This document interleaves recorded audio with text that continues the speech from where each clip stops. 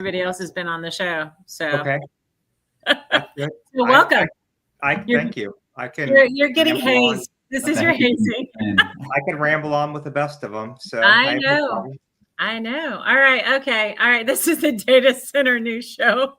Y'all, welcome. I'm Amy Palvido. I'm your host, and I've got a cast of characters that usually come every week. And we're going to be talking about what the hell are we talking about this week? Modular data centers, retrofitting data centers. Will we, like, if we're going to get really cool AI and it's going to get really efficient, do we need as many data centers? I don't know. We're going to talk about it before we can skip fast forward. Yes. Okay. All right. Thanks, Phil. All right. I'll let everybody introduce themselves. Mr. Koblenz, who cannot stay silent. Go ahead, sir. Introduce yourself.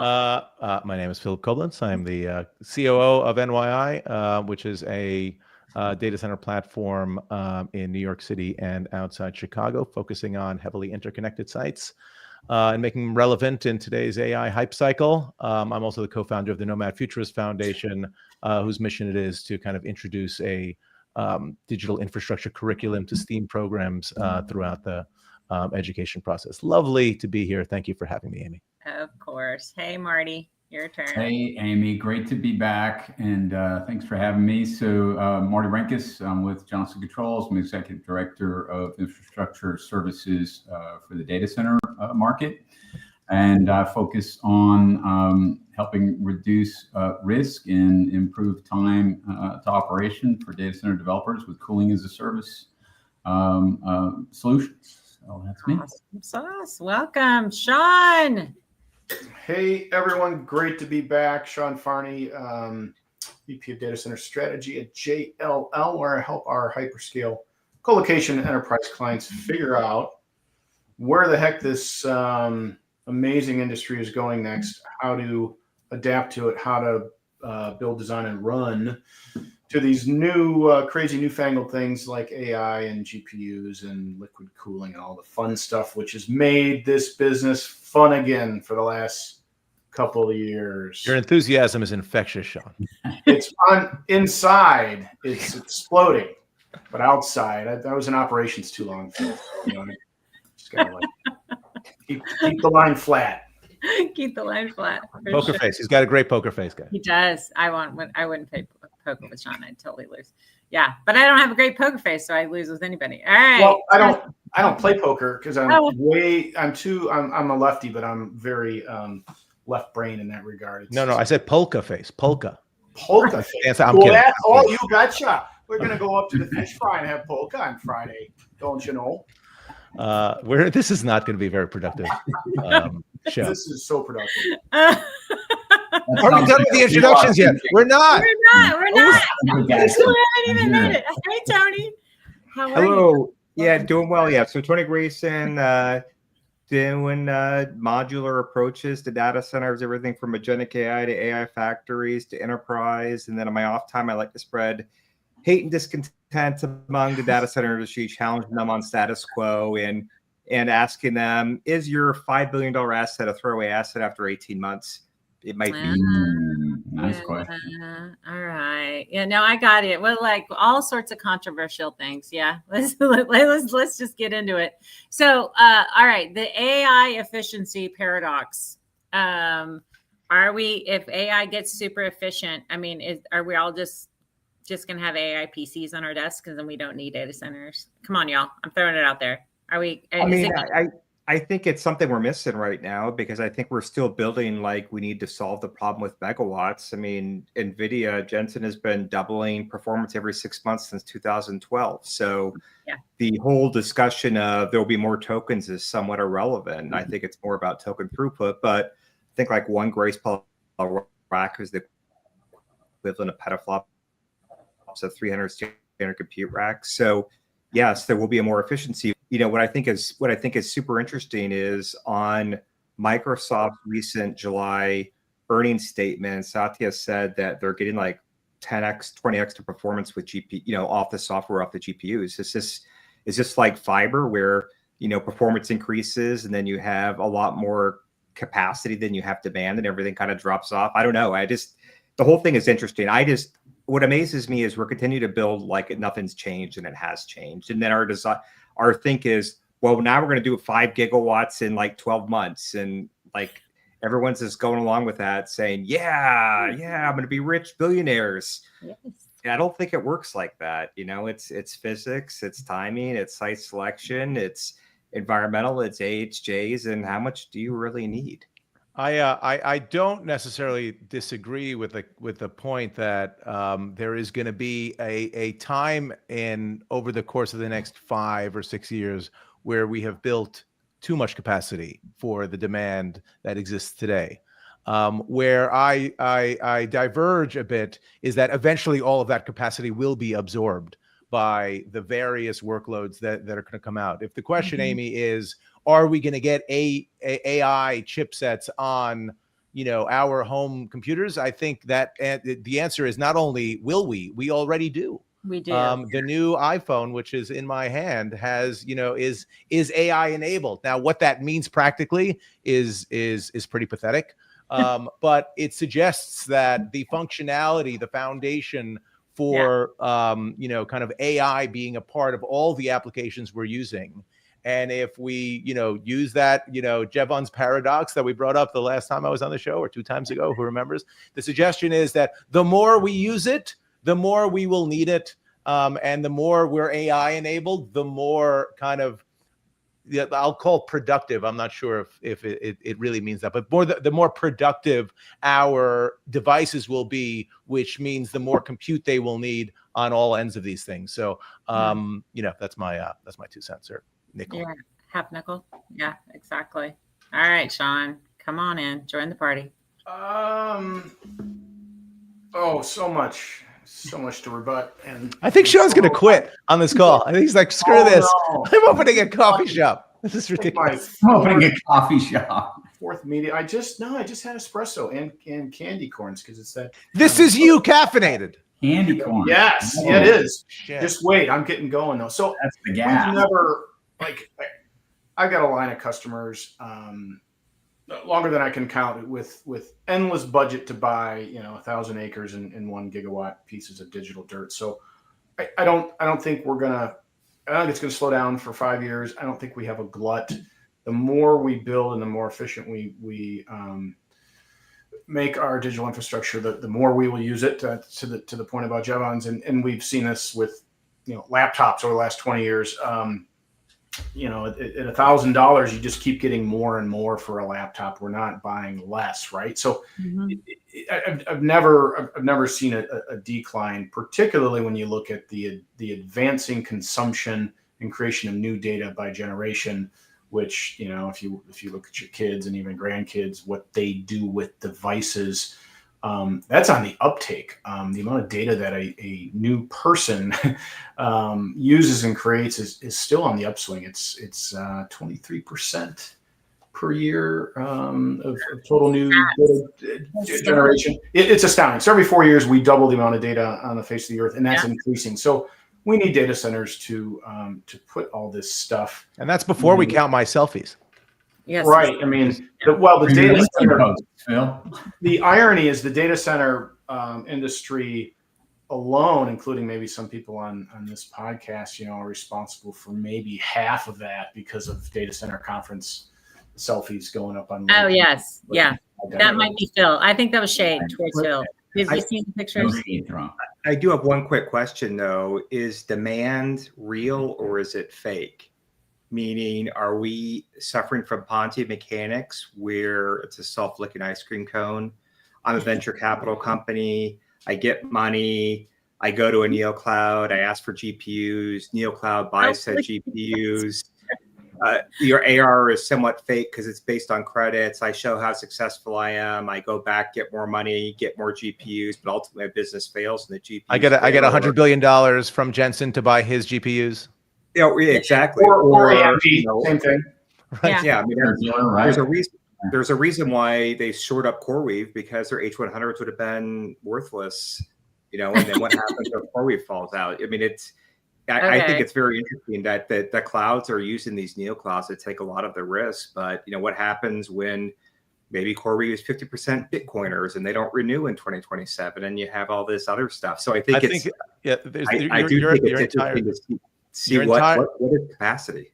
You're entirely correct. There will be winners and losers, like with anything. I think if you look at like the bubble bursting in the early 2000s, you had articles on the front page of the Wall Street Journal suggesting that the internet is just a fad. And why did we build all of this infrastructure? Yeah. If you look at the primary drivers of what the current fiber infrastructure in the U.S. was built on, all of those companies went belly up. But I don't think anyone looking back over time would suggest that those are not valuable pieces of infrastructure, right? So I think ultimately you're probably right. We are in what I think a lot of people have referred to as like an AI arms race. Whenever you're in a race, you're just trying to build, and you can't necessarily see the forest for the trees. So do the players today ultimately get the benefit of the timeline of the absorption of all this capacity they're building? I think the answer to that question is probably no, if history is a judge of that. But will it eventually be absorbed? Do we as a society have an insatiable appetite for digital infrastructure? I think in the medium and long term, the answer is undoubtedly yes. So there's one bubble that didn't was successful though. Japan in the 80s. Yeah. Was Japan a big semiconductor? No, because they imploded. And that was okay, but the Walkman was supposed to be the way of the future. Well, but that once again is the Ponzi mechanics in action. Yeah. They just had a podcast in the Wall Street Journal, and they were talking about the bubble, quote unquote. And there's a quote from CoreWeave that says they're extremely comfortable with extending their development past the value of the contracts that they're receiving right now. Now, that's on the record. They're saying, we believe that our business model is the business model of the future, and we're extremely comfortable financing, because that's what's going on here. We can see it. This financing, the growth is going to continue, and are they going to be overfinanced or not?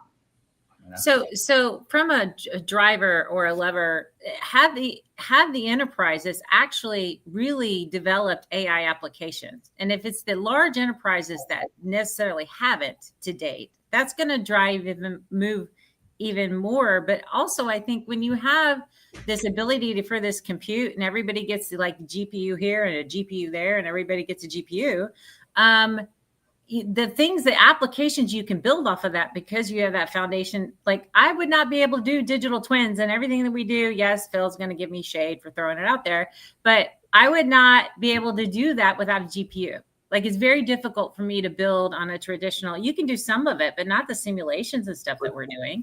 But it's like NVIDIA has to get 3 gigawatts this year. I think it's 6 gigawatts next year, which we're going to see one more announcement. But then they have to get 9 gigawatts to maintain, I think, in 2027. And so how do you do that? I mean, they have to continue to increase. And AMD MI400X could give them a problem. We already see custom ASICs giving them a problem. So, right. I mean, I think it's super interesting, the market we're in now. I just think we need to be more flexible and less rigid in our thinking in the building. It's just the past does not equal the future. And that's what I'm trying to. I think one of the contributing factors here is ever since ChatGPT did its thing with user adoption, that for the first time, in my experience, the street is really, really, really interested in digital infrastructure, right? And there's such a focus on the market side of this business, which isn't necessarily coupled or correlated to what we actually do in the industry, right? So there's all this. We're kind of going in the short-term earnings and share price cycle now with the companies involved here, which doesn't help. Coupled by the fact that now data centers are part of industrial policy and part of global strategic advantage. So there's so much attention in the way I see it manifest with my clients is the board goes and reads newspapers and watches press conferences and then comes back to the office of the CIO and says, so what's our AI strategy? I need it on my desk next week. And the CIO's, deer in the headlights, my data center's empty because you told me to put everything in the cloud. I can't do GPUs and it's really expensive, and the line for CoreWeave and Lambda is really, really long, and we don't spend enough. Oh my gosh, what are we going to do? I need a GPU. Call Tony and get throw a module out back in the parking lot and get me 8 cabinets, 1.2 megawatts of GB300s, because we need to do AI. I don't know what we're going to do with it yet, but we need to do this. So there's this hype cycle, and if you don't respond and you're methodical, you're viewed as behind. So it's really interesting to see this tie to Wall Street in the market now, which is really pushing things all over the place. But to Tony's point, the market is more emotional than it is logical. Yes. And so I think there is zero doubt that, people are over expecting a demand that will ultimately not materialize in the time frame that they are underwriting against, because they're underwriting to these rosy colored pictures. No, it's just look at OpenAI. If I'm going pure subscription to pay Oracle, they have to get like 256 million users. They have to have like a 30% adoption rate on their 750 million. I mean, yes, they're doing other things to make that. I realize that, but those are the questions we should be asking, not in like, but do we really think we're going to get AGI this year or next year? I mean, it's a model that tells you exactly what you want to hear. Will you be my girlfriend? Yes. Awesome. Like it's real. It's probabilistically just telling you. That doesn't even have any concept what a girlfriend is or a boyfriend or anything like that. It doesn't know anything. It's just probabilistically telling you something. And yet we're in this cycle. If you give me more money, guess what? We'll have it quicker. The image I'm getting in my head is that scene from Coming to America where he meets the wife he's going to marry, and she's like, "What is your favorite food?" And she's like, "Whatever food you like." It's like we're imagining her like tomorrow, and I assume all of AI sounds like Scarlett Johansson. What if we're underestimating? No, that's true too. No, 100% agree. Exactly. No, yeah, for sure. I mean, I think we don't know, right? And I don't know. I think we could tip the scales and say we're completely underestimating. I don't know, but I hear these bubble conversations all the time, and it doesn't feel like a bubble to me. I don't know. But if I don't like what, how much more could we possibly estimate? I mean, ComEd is 19 gigawatts under capacity for the power that's in their pipeline today. Yeah. So let's say we're underestimating. You know what? We need, like Sam Altman came out yesterday and 2 days ago and said he needs 250 gigawatts by 2033. Like, you know what? I want a bunch of purple unicorns, but we're both going to end up being disappointed. Hey, guess what? Martin with Johnson Controls, I need 100 Bugattis by the end of next year, and I will get us AGI because I will link all the Bugattis together. Mm-hmm. And that will make the turn here, and I'll have containerized Bugattis. Neo Bugatti. Bugatti. Right. Yeah. And Martin, you gotta go cool them all, man. You gotta go. Hey, Phil. I got to comment on. Oh, go ahead, Sean. I'll see your 250 gigawatts, and I'll raise you. I'll go 300, and I'm gonna put out a press release tomorrow. Sure. I'm gonna power it all. I'm gonna power it all with one single small modular reactor. Exactly. Totally be ready. That's it. That ain't going to happen anytime soon. Yeah. Not in the least bit. I mean, that's all marketed. But Martin should be jumping up and down because your useful life, your data center is like 18 months. It's like, grow that thing, buy some more stuff from me, and we'll put some more. It's cooling. Yeah, exactly.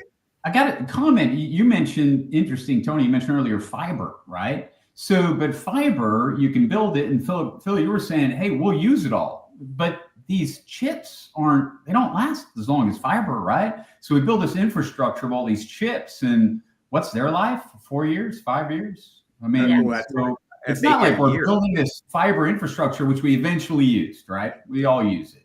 But that's the early 2000s, though. We needed all this fiber. Everyone built fiber. There were like 1,000,005 fiber companies down there. I think there was like 1 or 2 because we completely overbuilt demand.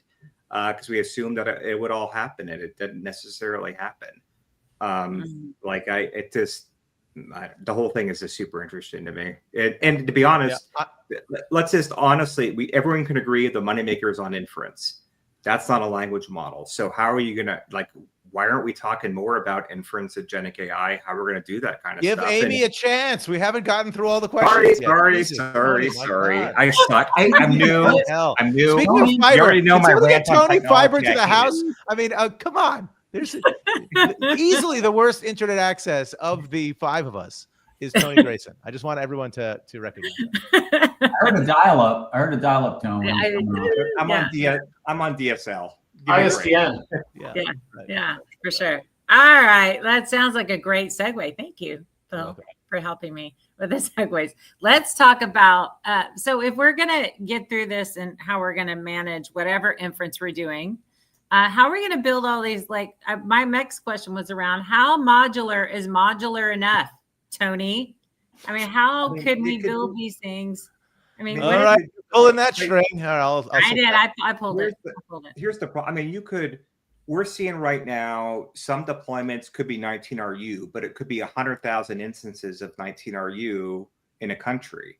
That is a completely different problem set than 100,000, racks in a single data center. It is a completely different deployment strategy. It's a completely different operational strategy. It's a completely different upgrade strategy. And I don't think we're ready for it as the industry. I mean, if we really need to have sub 10 millisecond access, that's, you're going to almost every RAN antenna, or you're going to be on the top of every building with something. We're not set up for that at all. We are set up. We can barely even find enough electricians as it is. What do you have to, it's just, to me, that's what worries me. It's not how can we build the gigawatt stuff. I'm pretty sure we can do that. It's how do you spell the gigawatt into like 100,000 locations, 200,000 locations in a single country and manage that and deploy that. I mean, that's, if you were to ask someone to build you a steel shell right now, you're probably talking 6 months. So it's just, we're not set up for that kind of manufacturing, that kind of delivery. And I think that's what's going to end up holding up agentic AI more than just innovation. It's the ability to deliver this kind of stuff where it's needed. Yeah. And what do you think this sweet spot for the deployments look like? What are they? Smaller, bigger? We're seeing custom ASICs that are 14 kilowatts a rack that can go 3x in tokens per second of a B200 at a quarter of the price. But we're seeing 19RU that does like very specific real-time language translation of stuff. I mean, that's just one platform, one company. I mean, what if there's 100 companies? I mean, I don't know how we're all going to fit this stuff on all these rooftops or any of this stuff. It's like, it is mind blowing how much these platforms could take up and what they need. And, it's going to be yes, you will push a lot of stuff to your phones, but you'll have to offload some stuff to the edge, and you'll have to offload some stuff to your metro, and you have to offload some stuff to your regional hyperscale data center. But that architecture it's good. We're not ready for it in the least bit. And yes, 6G is getting back up there now. Not that we ever did 5G, but it's all talk going into it. But no, we're seeing deployments that are, a kilowatt up to 14 kilowatts, up to 100 kilowatts, up to 500 kilowatts. I mean, it's kind of all over the place and stuff for these kind of more modular deployments. I mean, heck, we're even doing, 10 megawatt deployments, which isn't necessarily a, inference deployment. It's more like an enterprise deployment, but yeah, it's all over the place. Yeah, that's crazy. But the good thing is, guess what? I hate to say it, we have power all over the place. You go and there's a wonderful power, and it's with Sean could probably tell you just as much as I can that all these office buildings, guess what? They're not full. They all have excess power. And so, to me, this is not a base load problem. It's a kind of transmission problem. And how do you utilize all that excess power right now to deliver solutions? And what Grok 4 showed with reinforcement learning, sorry to go back to the language models, is you can be distributed too. You can be up to 100 milliseconds, 200 milliseconds for your training model for learning. So maybe you start using all those office buildings from JLL all over a metro area to push your reinforcement learning. Look at that. Throwing shade on both Cushman and CBRE. Sorry for the ramble.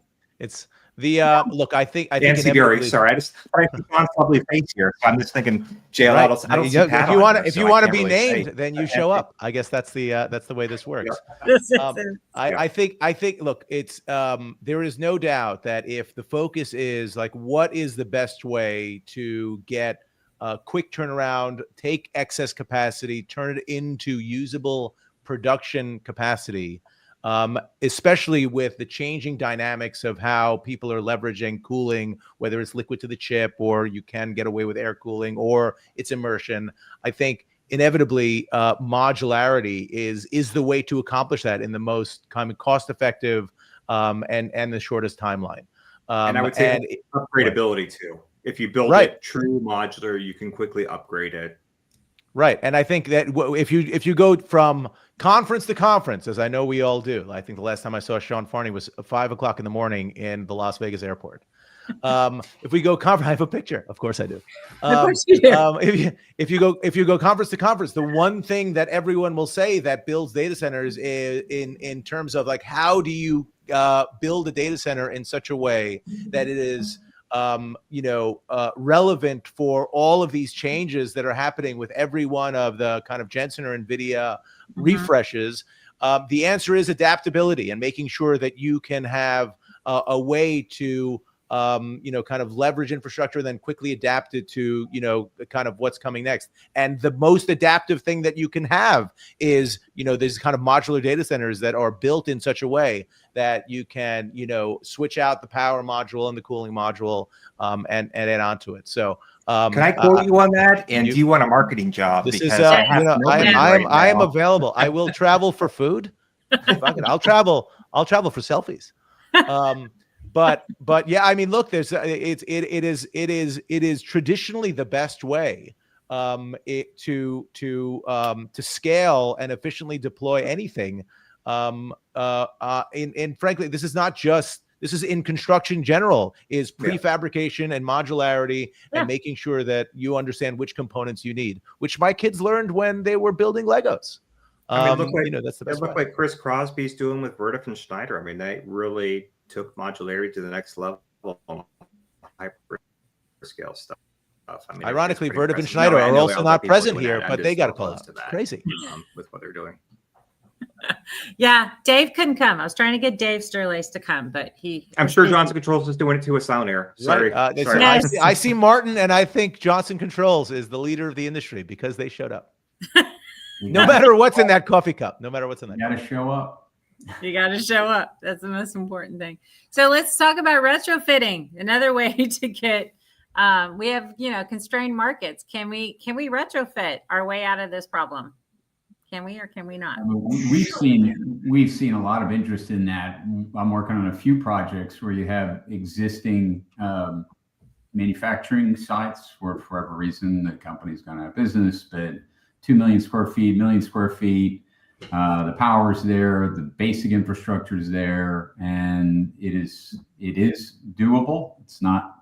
I don't see it as very common right now. I mean, lots of new buildings going up, but we're seeing a lot of interest in this area. Yeah. There's no doubt. This is going to be. There's not a singular solution to the kind of capacity constraints, whether it's large language models or inferencing or the edge or whatever. And retrofitting is a hugely important element, particularly to these kind of tier 1 cities or disaffected kind of commercial real estate properties or aging data center assets that have a significant kind of inertia of fiber capacity that need to be prepared for the ability to deal with the coming kind of inferencing wave of AI, which will be the next phase over the course of the next couple 3 years. And a lot of those places, particularly in tier 1 NFL cities, you can't put one of Tony's modular data centers in a parking lot because there is no parking lot. The parking lots actually make more money than a lot of these buildings because they charge $70 an hour to park an SUV. So if you're talking about like how to leverage certainly these tier 1 NFL city markets, the only way to go about that is retrofitting. And then you have, as Martin alluded to, a lot of these kind of brownfield sites, which are, old manufacturing sites or smelting plants, et cetera, which are well positioned to be able to leverage a lot of transmission and power infrastructure to be able to have mostly kind of neo cloud and large language model sites. Yeah, but what's the challenges to retrofitting a site, Sean? I mean, it's not easy. I'm an old contractor, so it just sounds like brain damage. Yeah, it's if you've ever been in construction, remodel is a lot harder than greenfield, right? But it is a critical component. And JLL bought a business last year to address this very issue, knowing that this was coming. And in retrofit, so I've got enterprise clients who need to support a few cabinets of dense GPU. That's a perfect retrofit candidate. Integration into the existing chiller plant. That's not too difficult. But also our co-location customers who are integrating dense GPU into existing co-location facilities. That's retrofit too, as is, and I'm glad Phil mentioned it, adaptive reuse, which we're seeing going like gangbusters, particularly here in the Great Lakes Midwest, when we're repurposing paper plants here in Wisconsin or steel plants in Indiana, so on and so forth. All these stories, these buildings with good bones, existing power, so on and so forth, getting into revenue faster. So retrofit is critical going forward. And again, I see more of it with my enterprise customers going forward. To bring in the last question about modular, the way to integrate and do dense GPU on-prem or close-prem is with a modular solution that you leverage a little bit of retrofit magic to make work with your existing infrastructure. So I think it's very elegant how it all fits together going forward, and it's not at all going away. Yeah, I mean, will we get about 10% of the projects as retrofitted or adaptive reuse? It'll be 50. What's your guess? Like, what's the percentage of projects that can come online, for brownfield versus greenfield? I think every enterprise, I'll say every Fortune 1000 enterprise in the next 3 years will deploy, either for test lab or dev, will deploy at least 1 megawatt of AI for inferencing somewhere, whether it's in that on-prem enterprise data center that we've been having them send everything off to the cloud that now has stranded space and power, or out in the parking lot with some of Tony's magic or other containerized solution. So I think every enterprise will have to do this, and they're not going to greenfield. They may colo it. I see actually a resurgence of on-prem or reverse flight from cloud for this particular workload. So I think it depends what that percentage applies to, right? I think as an overall measure of the amount of kind of megawatts of deployed capacity, I'm not sure it's a significant percentage of that for the sheer reason that it doesn't tend to be a huge number when you do a retrofit. It's really more about where it is and what the kind of specific situation is, and how you can compare that when Compass and Aligned are building these 400 megawatt campuses that are going to really skew those numbers in terms of like where actual internet traffic flows through, where agentic AI is going to live. I think a much larger percentage of the actual workflows of those applications are going to be in sites that are retrofitted, and that's simply as a consequence of those sites tending to be closer to population centers. Or it's also, I mean, this is where the telecoms come in. They're really sitting on a gold mine right now. They have the peering on ramps. We're already seeing like an ILA is no longer an ILA, that it now becomes like an internet exchange point, because they can leverage that ILA, add some AC for the CDNs, and extend that fiber out to that metro area and become your on-ramp to, inference or agentic AI at a low latency. Or they have all these places all over the place they can drop, stuff in on their postage stamps. I mean, they're really in the driver's seat right now as inference becomes more latency sensitive or bandwidth constrained, and they control those peering on ramps. I think Tony wins the award for using most letters in a single response. The acronym award? You got that? The acronym award goes to Tony Grayson. You These have it. ILAs are no longer IXPs, and they will become. Sorry, SDNs. sorry. I love Hey, it. It's I love it. okay. I can go full F9 military. or I not. can make it a whole sentence with acronyms if you really want. Oh, I know. Well, let's talk. Talking about acronyms. Let's talk about what you're doing your work for the U.S. government, and what is that all about, Tony? And talking about acronyms, that's the alphabet soup over there. But Well, yeah, You know, defense is actually ahead of enterprise right now because defense never truly went to the cloud. I mean, Jedi never really happened. And what Ukraine's taught everyone that if you put anything inside a big data center or communications node, they're going to go after it with drones and everything else. So you have to be distributed and you have to take your compute with you. So all the stuff we're talking about, inference and agentic, they're already doing that kind of stuff. Where they're taking radars from multi-platforms and getting into one common operating picture, and it's all inference and building those language models. So this whole idea of distributed compute, now granted they're totally deployable and they need to fly around in a C-130, where I doubt some of our stuff needs to do that, but they're actually ahead in thinking of how to use private 5G and kind of this FSO with the optics and kind of that stuff. So we're helping them with that kind of stuff, but also bringing in providers like Dell and HPE and WWT and Supermicro who can provide those kind of solutions, and even some agentic AI partners who are working on the enterprise level who are developing stuff now for the defense. So it's enterprise equals defense right now, in my opinion. It's just defense is a little bit different because you have to have a security clearance, but they're all really doing the same thing.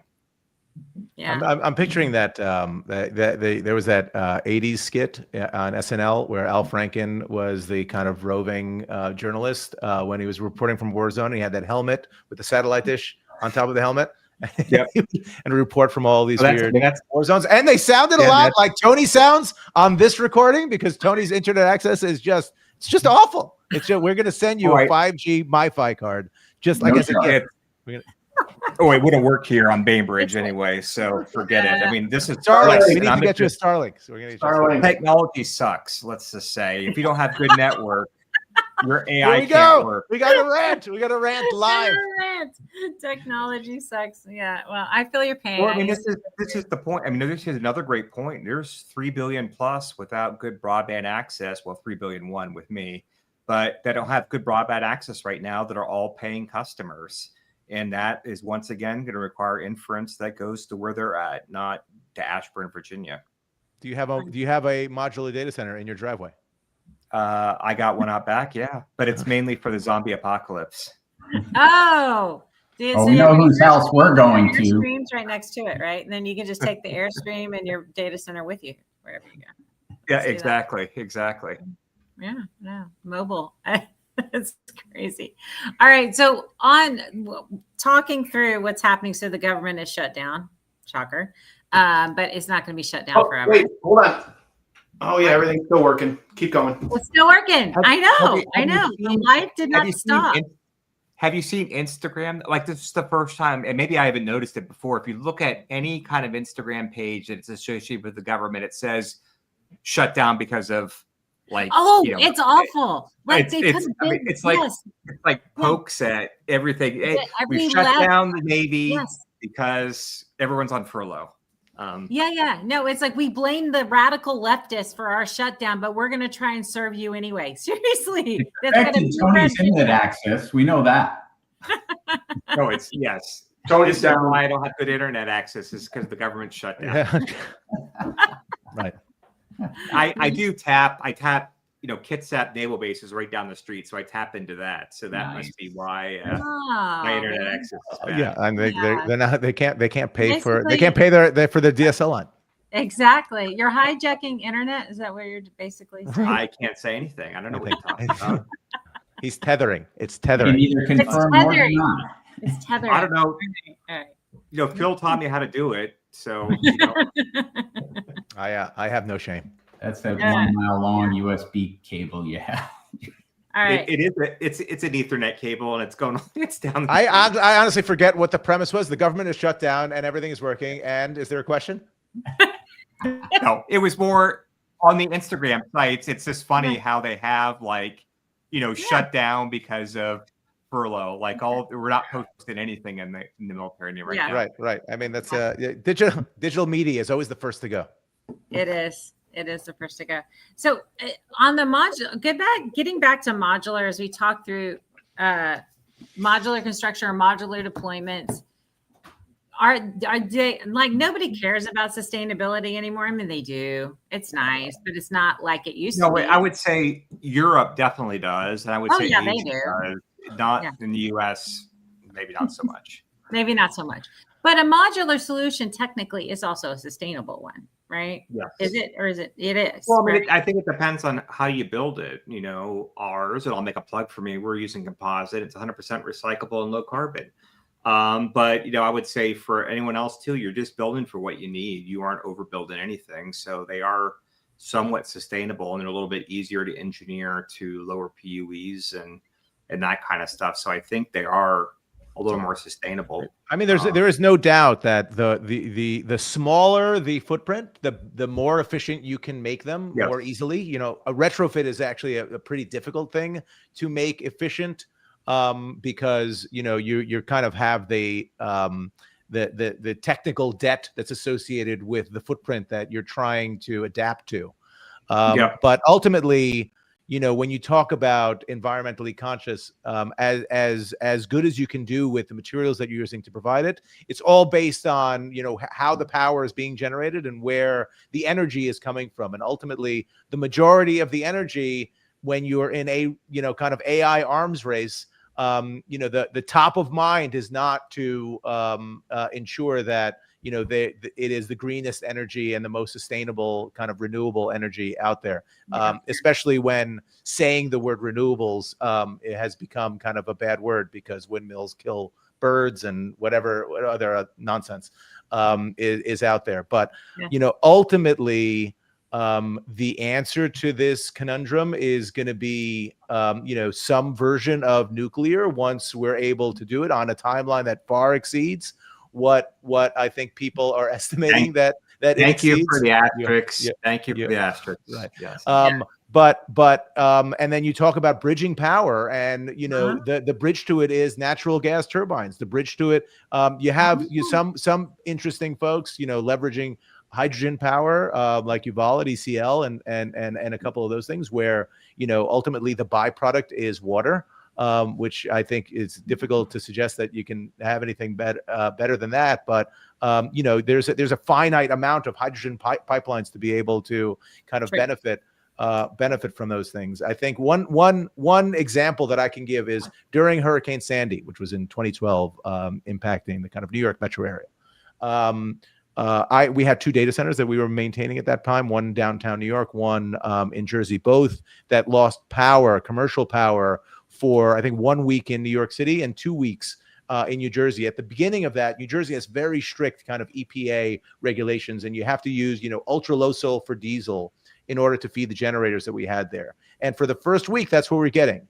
By I'll say day 4, they threw those things out the window, and we were being delivered heating oil to our generators because that's all you can get your hands on, and it was farting out the grayest, blackest smoke that you can imagine. So, it's a great talking point. We as an industry are one of the few industries that does see an economic benefit from operating as efficiently as possible because power usage is such a significant cost overall in our operating costs.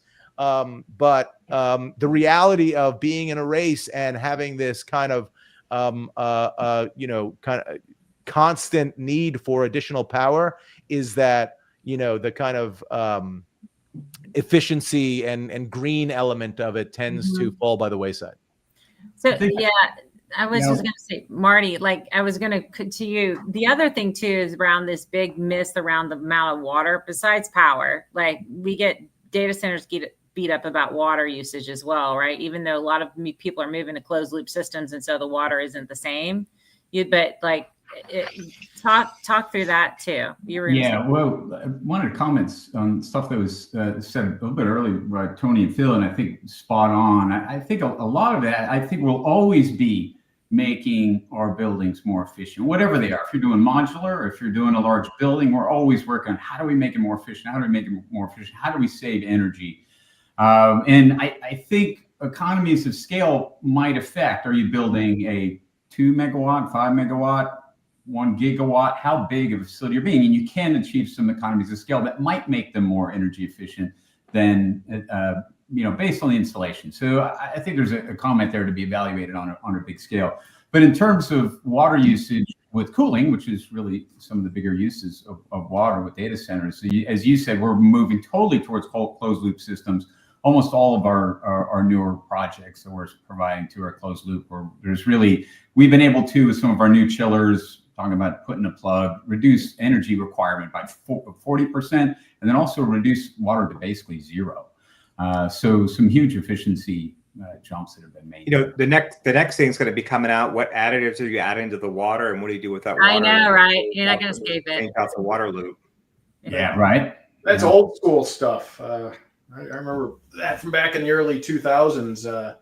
Water that was too clean to exhaust or too dirty to exhaust into municipal sanitary, right? We won't see an end to that.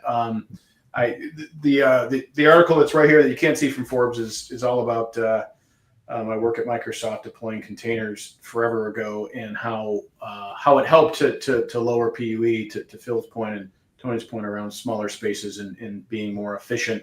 And I think it's great to see as an industry, using that as an example, where we are today, which is innovation answering to aggressive demand, resulting in the best and most efficient solution. So instead of focusing on sustainability as an industry, we've really done an incredible job, and we don't give ourselves enough credit in taking the back end power mix and using renewables and coal and gas and nuclear and throwing it all together to produce the critical load that we need, document it, and continue to innovate to drive to efficient solutions that happen to be most sustainable because they drive down your OpEx. And this is where we were back in the day when we were deploying servers and containers at Microsoft.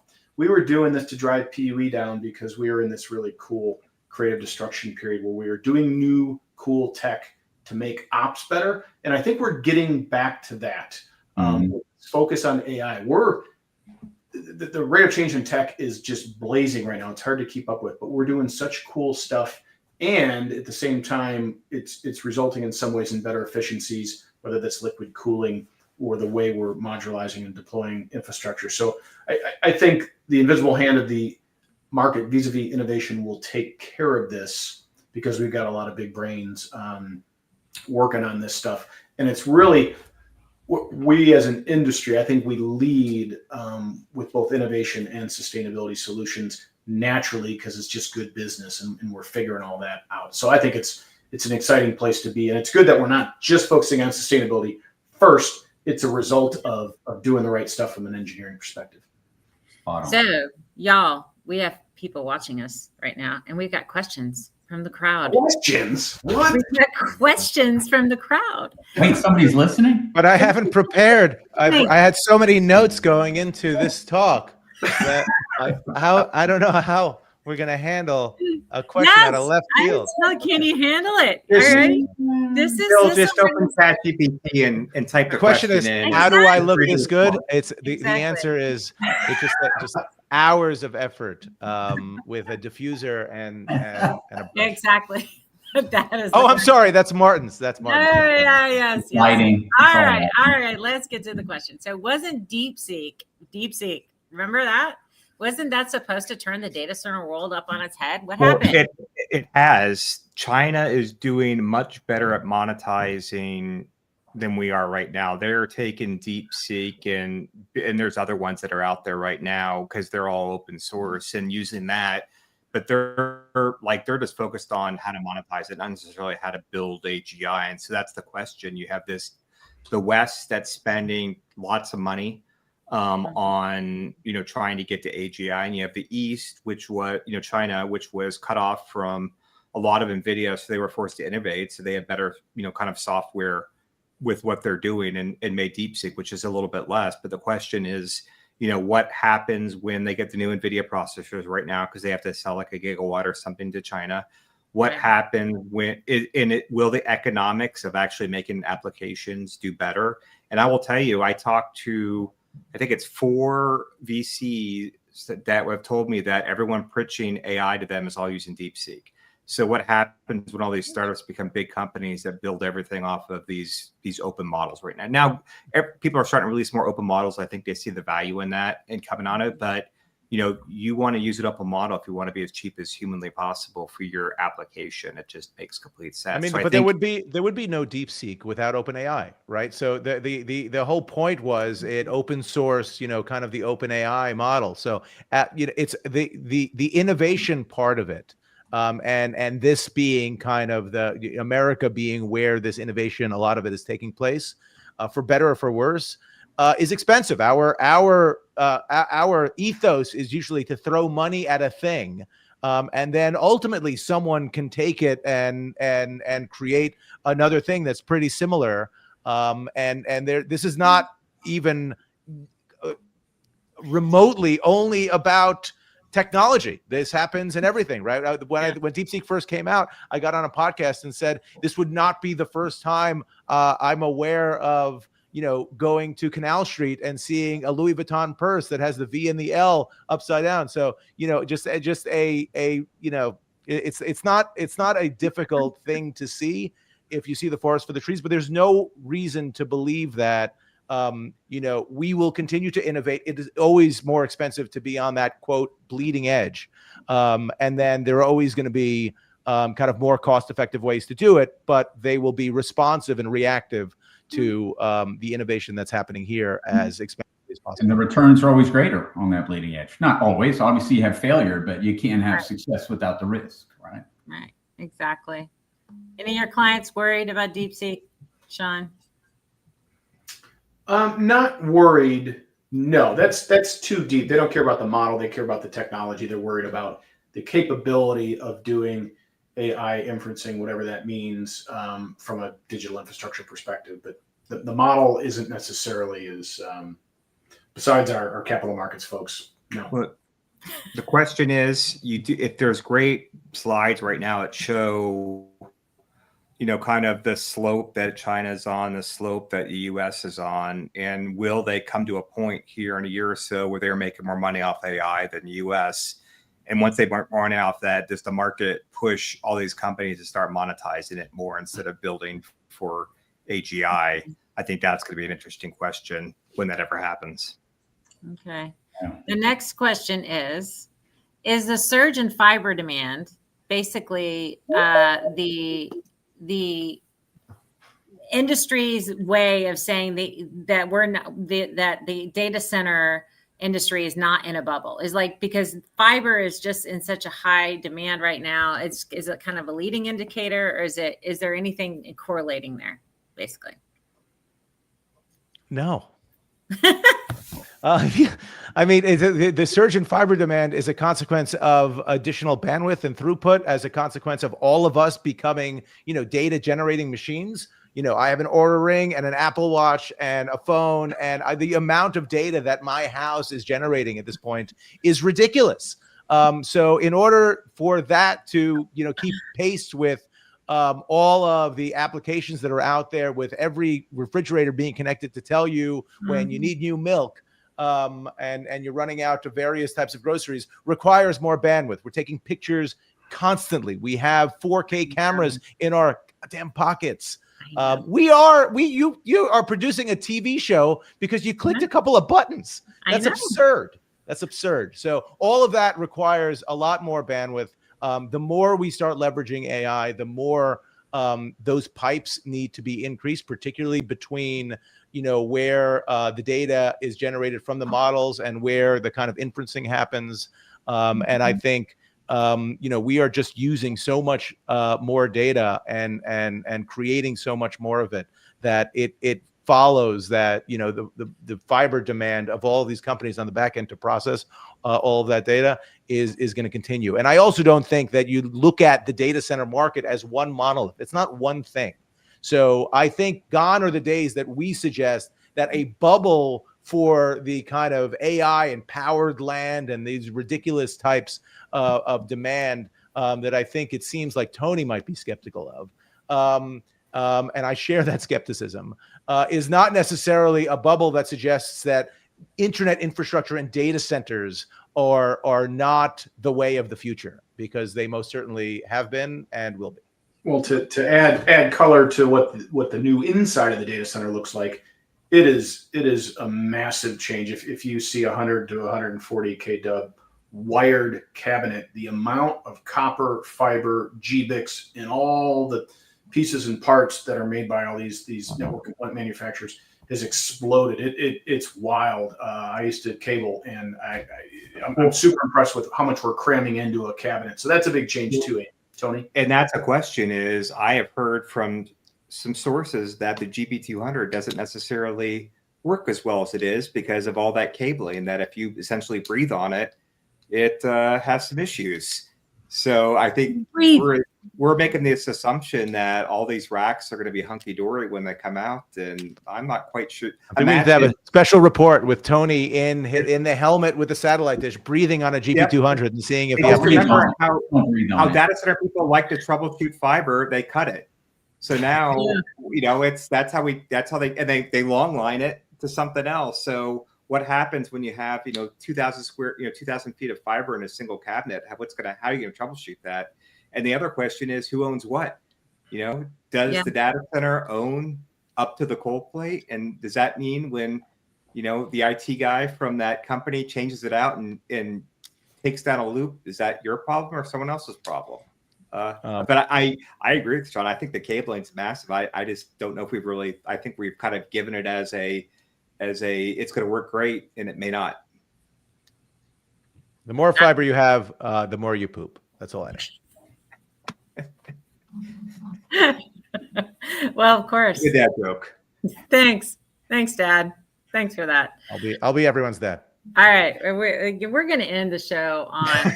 No, we're just gonna forget it. Sorry, I don't know if there are any other questions out there, but that was it. We're going to end the show on fiber. It makes you regular. So this is awesome. All right. So if somebody would like to get a hold of you, Phil, if they really want to chat with you more, how can they do so? Sir? I live my life on LinkedIn, so LinkedIn is probably the best way to get to me. If you want to participate in Nomad Futurist, go to nomadfuturist.org, and we'd love all of your help, support, and for that important cause. But thank you for having me, Amy. Yeah, always. And Marty? Yeah, LinkedIn, reach out. Love to have a conversation and support Nomad Futurist. Exactly. Yeah. You're pointing the wrong direction. I mean, you're pointing to other way. There, that one. Yes, that one. Sean? I'm going to point that way because that works for everyone. LinkedIn, hit me up. Awesome. And Mr. Grayson? Yeah, LinkedIn, and I'm also hiring Phil to keep pushing my modular stuff, so you can write Phil directly. We're gonna run out of titles on my little screen here. It's fine. I'll take it. Exactly. Smash that like button, everyone. Smash it. All right. This has been the show. We'll see y'all next week. Thanks for coming. Adios.